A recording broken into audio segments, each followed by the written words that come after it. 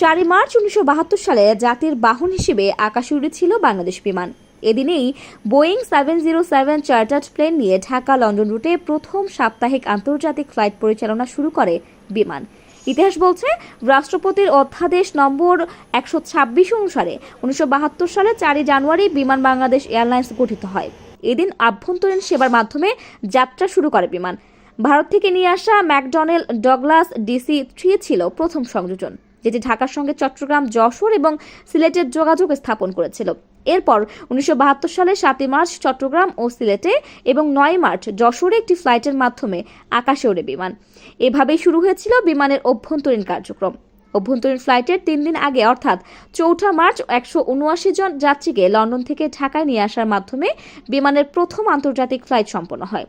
এছাড়া ঢাকা কলকাতা রুটে নিয়মিত সেবা দেওয়ার জন্য 1972 সালে 3রা মার্চ ভারত থেকে একটি ফকার F-27 আনা হয়। ওই বছর বিমান প্রায় 1078টি ফ্লাইটে 3,80,000 জন যাত্রী পরিবহন করে। বাংলাদেশের স্বাধীনতার পরে 1971 সালের 31শে ডিসেম্বর তৎকালীন সরকারের কাছে সংস্থাটি একটি প্রস্তাব জানায়। প্রাথমিকভাবে এর নাম ছিল এয়ার বাংলাদেশ ইন্টারন্যাশনাল। বর্তমানে বিমান বাংলাদেশ ঢাকায় অবস্থিত শাহজালাল আন্তর্জাতিক বিমানবন্দর থেকে কার্যক্রম পরিচালনা করে। এছাড়াও চট্টগ্রামের শাহ আমানত আন্তর্জাতিক বিমানবন্দর এবং সিলেটের ওসমানী আন্তর্জাতিক বিমানবন্দর থেকেও এই কার্যক্রম পরিচালিত হয়।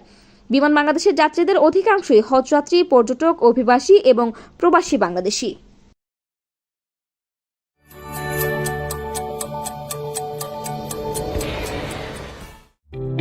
সাশ্রয়ী খরচ ও সহজে হেলিকপ্টার, এয়ার অ্যাম্বুলেন্স ও প্রাইভেট জেট বিমান ভাড়া দিচ্ছে প্রবাসীর হেলিকপ্টার। যোগাযোগ করুন স্ক্রিনে দেয়া নাম্বারে।